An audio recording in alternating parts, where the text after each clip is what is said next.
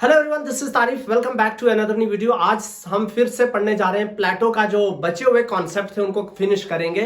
मगर उससे पहले जिन लोगों ने पुरानी वीडियोस नहीं देखी वो जरूर देखें, क्योंकि इस वीडियो में अगर लिंक बनाना आपको प्लेटो से तो आपको पुरानी वीडियो देखनी पड़ेगी। हमने पहले इससे प्लेटो के फिलोसोफर किंग को पढ़ा है, प्लेटो का आइडिया ऑफ एजुकेशन को पढ़ा है और उसके साथ साथ आइडिया ऑफ जस्टिस और जो आइडियल स्टेट के बारे में प्लेटो बोलते हैं वो पढ़ा है। दूसरी बात, जो स्टूडेंट पूछ रहे हैं आप पढ़ा कहां से रहे हो, तो मैं दो बुक्स से रेफरेंस ले रहा हूं। एक book western political thought from Plato to Marx, जो शिफाली झा की बुक है, मैं नीचे डिस्क्रिप्शन बॉक्स में अटैच कर रहा हूं। और दूसरी बुक है सुशीला रामास्वामी की बुक, जो इंपॉर्टेंट बुक है जो भी स्टूडेंट एंट्रेंस एग्जाम लिखने जा रहे हैं। ये दोनों बुक्स जो है डिस्क्रिप्शन बॉक्स में अटैच की गई हैं। तो शुरू करते हैं। प्लेटो का एक बहुत इंपॉर्टेंट आइडिया जो हम लोगों को फर्दर पढ़ने जरूरी है। दो तीन आइडियाज हैं जिनको मैं आज कंप्लीट करने जा रहा हूं। एक आइडिया उनका इंपॉर्टेंट है, वो है communism of wives and property. जो भी स्टूडेंट पॉलिटिकल साइंस के उन्होंने सुना होगा communism of wife and property. Second important idea है प्लेटो का भाई, वो है उनका कॉन्सेप्शन ऑफ विमेंस के बारे में प्लेटो क्या सोचते हैं। थर्ड इंपॉर्टेंट थिंग आ जाता है प्लेटो का जो थ्योरी ऑफ फॉर्म्स, राइट, ये बहुत ज्यादा कॉमन आता है, थ्योरी ऑफ फॉर्म्स। तो सबसे पहले हम लोग कवर करेंगे प्लेटो का जो आइडिया है communism of wives and property. क्यों प्लेटो कहते हैं कि फिलोसोफर किंग को जो है वो communism of wives and property होना चाहिए। फिलोसोफर किंग मतलब हमने पढ़ा था, प्लेटो कहते हैं कि प्लेटो बिलीव करते हैं कि सोसाइटी हियरार्किकल है, और यही चीज को आगे एरिस्टोटल भी फॉलो करते हैं। एरिस्टोटल भी अपने मास्टर पे बिलीव करते हैं कि हाँ सोसाइटी हियरार्किकल है, और सोसाइटी में तीन डिफरेंट तरह की क्लासेस हैं जिनको प्लेटो मेंशन करते हैं। एक है रूलिंग क्लास, और दूसरी है सोल्जर क्लास, और तीसरी क्लास जो है वो है प्रोड्यूसर क्लास, राइट। और प्लेटो कहते हैं कि हर क्लास को जो है वो अपना काम एफिशिएंटली करना है। जैसे रूलिंग क्लास जो है वो बहुत ज्यादा, प्लेटो कहती है, विजडम होगा उसमें, राइट, वो बहुत ज्यादा वर्चुअस होगी, वो बहुत ज्यादा नॉलेजेबल होगी, और वो जो भी काम करेगा वो रेशनैलिटी के साथ करेगा, राइट, टू बी रेशनल रह के करेगा।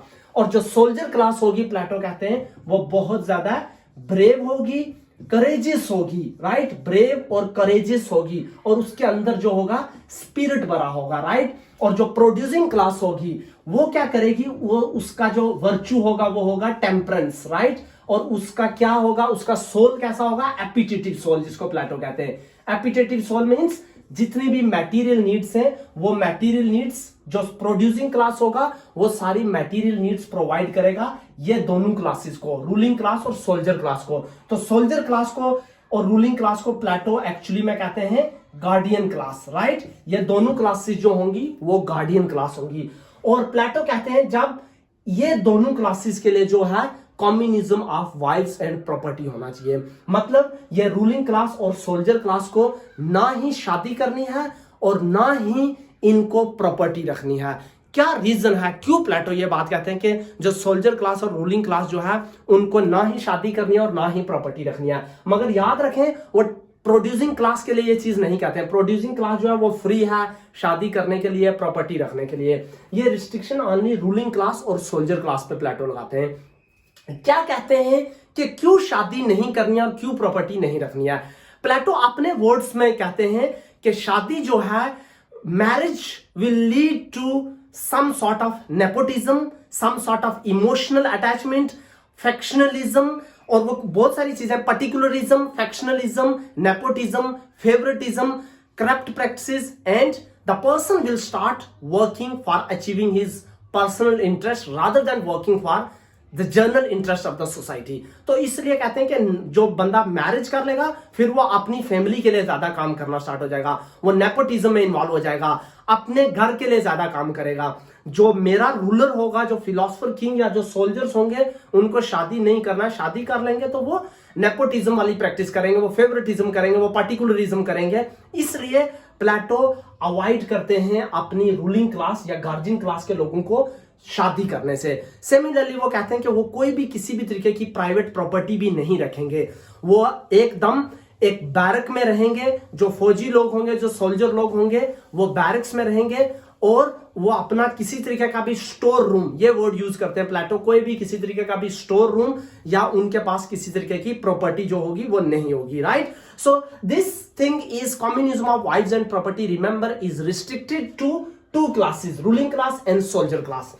और प्रोड्यूसिंग क्लास जो है उसका काम ये है कि जो रूलिंग क्लास और सोल्जर क्लास को रॉ मटेरियल प्रोवाइड करना, जो मटेरियल नीड्स हैं इन दो क्लासेस की वो प्रोवाइड करना।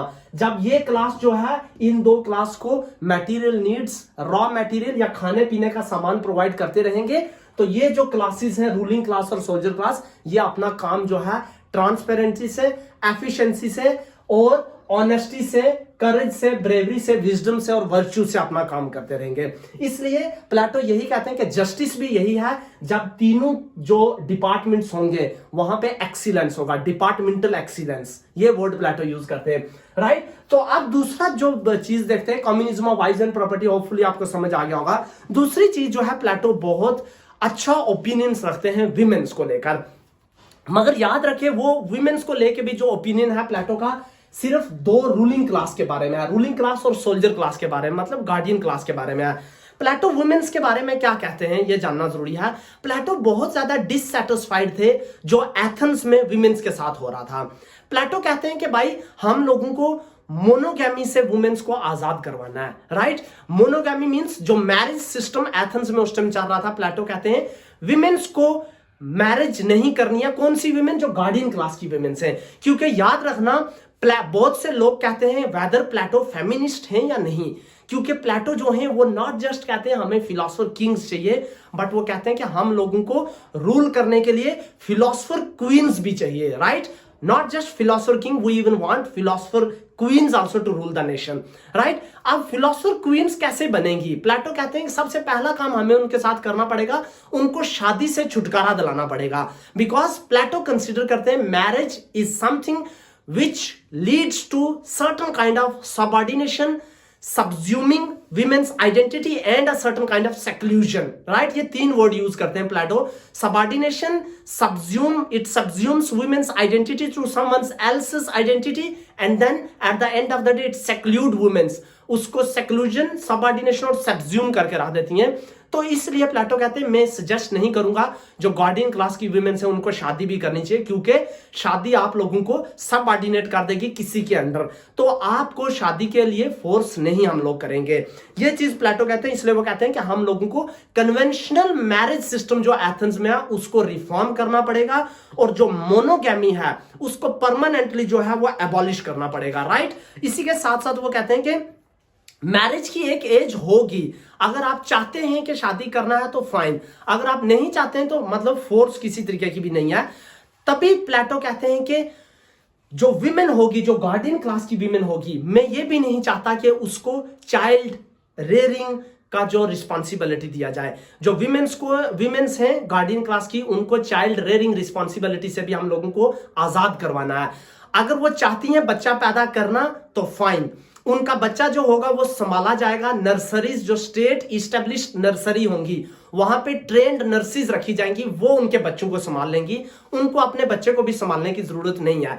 इसीलिए प्लेटो ये भी कहते हैं इफ दे थिंक कि अभी हम लोगों को बच्चा नहीं जरूरत है, तो प्लेटो कहते हैं कि एथेंस में हम लोगों को अबॉर्शन को भी लीगल करना पड़ेगा। ये बात याद रखना, प्लेटो सपोर्ट करते हैं कि अबॉर्शन सिस्टम को लीगल कर दिया जाए एथेंस में, ताकि अगर गार्डियन क्लास की वुमेन चाहती हैं कि उनको बच्चा नहीं चाहिए तो वो अबॉर्ट करवा सकती हैं।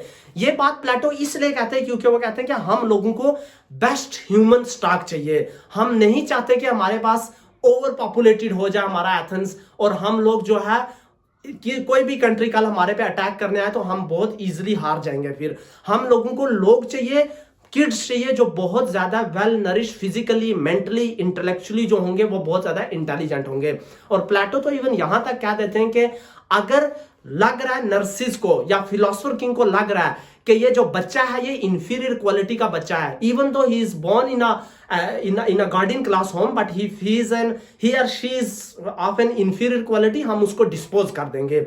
हमें फुलफिल नहीं करना है, जस्ट पॉपुलेशन को बढ़ाना नहीं है, हमें बेस्ट ह्यूमन स्टॉक चाहिए जिसको हम यूटिलाइज कर सकें। तभी प्लेटो कहते हैं कि 0 से 18 ईयर की जो एजुकेशन है उसमें वो कहते हैं कि हम लोग बच्चों को बैटल ग्राउंड में लेके जाएंगे, उनको ट्रेन करेंगे। हर बच्चा हमारे लिए इंपॉर्टेंट है।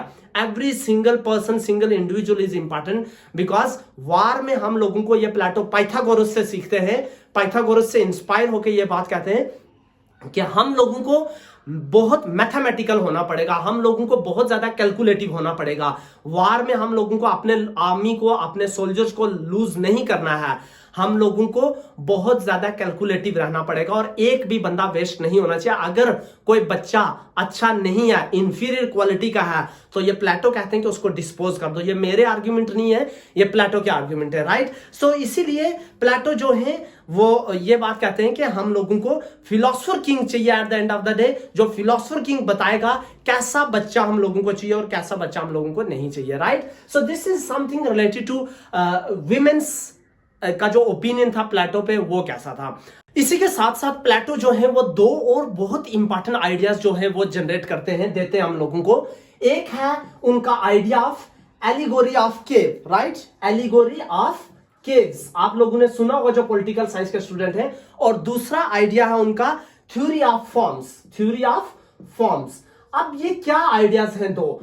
प्लेटो कहते हैं, पहले थ्योरी ऑफ फॉर्म्स के बारे में बात करते हैं। प्लेटो कहते हैं कि दो तरीके की वर्ल्ड है, एक है वर्ल्ड ऑफ आइडियाज जिसको कहते हैं फॉर्म्स और आइडियाज, राइट। एक आइडियाज की दुनिया है, फॉर्म्स और आइडियाज, और दूसरी है फिजिकल वर्ल्ड, राइट। एक आइडियाज की वर्ल्ड है और दूसरी क्या है, फिजिकल वर्ल्ड है। और प्लेटो ये कहते हैं कि जो फॉर्म्स है, जो आइडियाज हैं, वो हमेशा क्या होते हैं, परफेक्ट होते हैं, वो हमेशा अनचेंजिंग होते हैं और हमेशा इटर्नल होते हैं, मींस परमानेंट फॉरएवर।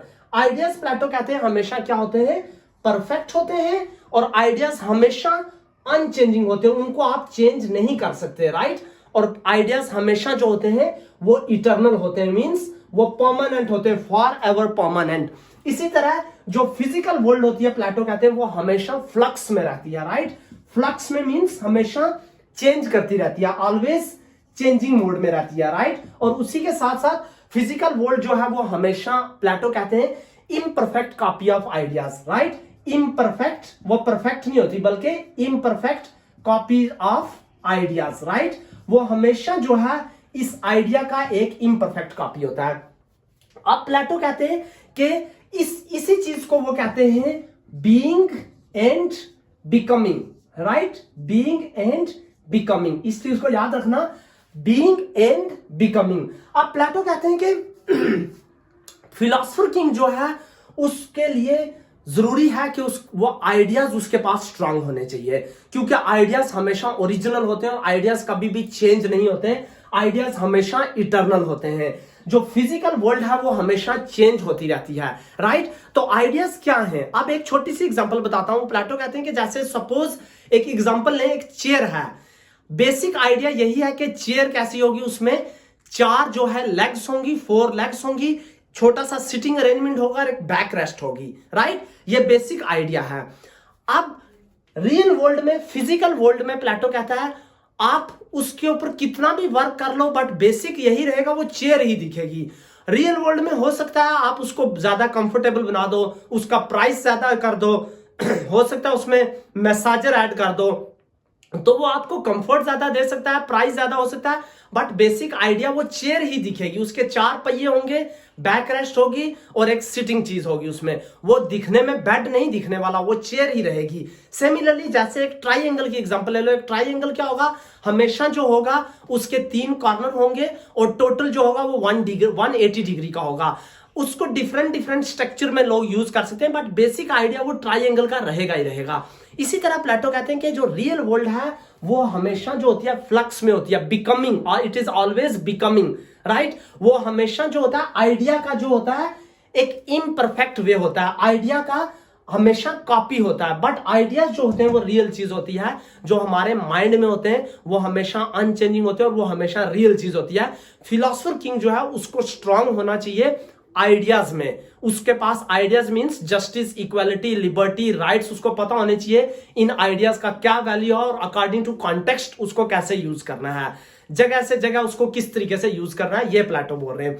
जो दूसरा उनका कॉन्सेप्ट है एलिगोरी ऑफ केव्स, ये एक सिंपल सा मेटाफोर है जिसको प्लेटो कहते हैं कि कैसे ह्यूमन बीइंग जो है वो एक जो इग्नोरेंस से निकलकर नॉलेज की तरफ आता है, कैसे वो केव से निकलकर उसको नॉलेज की तरफ आना है। और वो कहते हैं कि वो एक एग्जांपल देते हैं कि जैसे बहुत से लोग बैठे हैं केव में और वो लोग क्या करते हैं, हमेशा अपने आप का शेडो देखते रहते हैं, अपने साए को देखते हैं और सोचते हैं कि यही शेडो जो है उससे हम डर रहे हैं और यही जो है रियल वर्ल्ड है।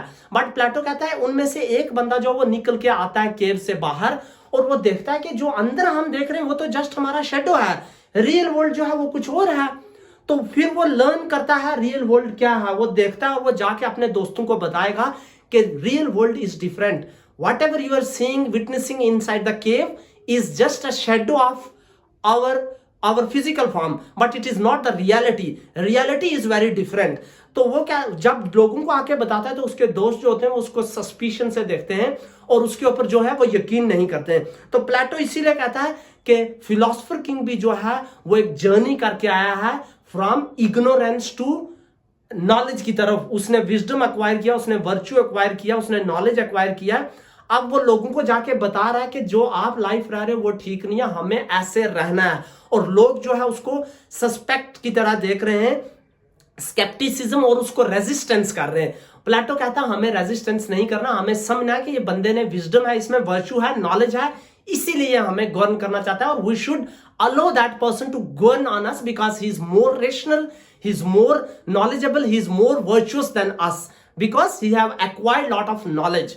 तो इसलिए वो कहते हैं कि एलिगोरी ऑफ जो केव है ये एक मेटाफोर है जो हम लोगों को बताता है कि कैसे लोग जो हैं उनको केव से निकालना है, इग्नोरेंस से निकालना है और नॉलेज की तरफ लेके जाना है। ये रिस्पॉन्सिबिलिटी फिलोसोफर किंग की होनी चाहिए, राइट। सो ये 2-3 चीजें जो बची हुई थी प्लेटो में, आप लोग इनको एक बार देख लें और सुशीला रामास्वामी और शिफाली जा की बुक से डिटेल पढ़ सकते हैं। नीचे मैं बुक का लिंक अटैच कर रहा हूं, जिसको भी बाय करनी है वहां से लेके बाय कर सकते हैं। अगर आपके पास है ऑलरेडी तो बहुत अच्छी बात है, नहीं है तो बाय कर लो। मिलते हैं अब आप लोग को नेक्स्ट वीडियो में with Aristotle. We start reading Aristotle in the next video. Thank you, take care, bye bye.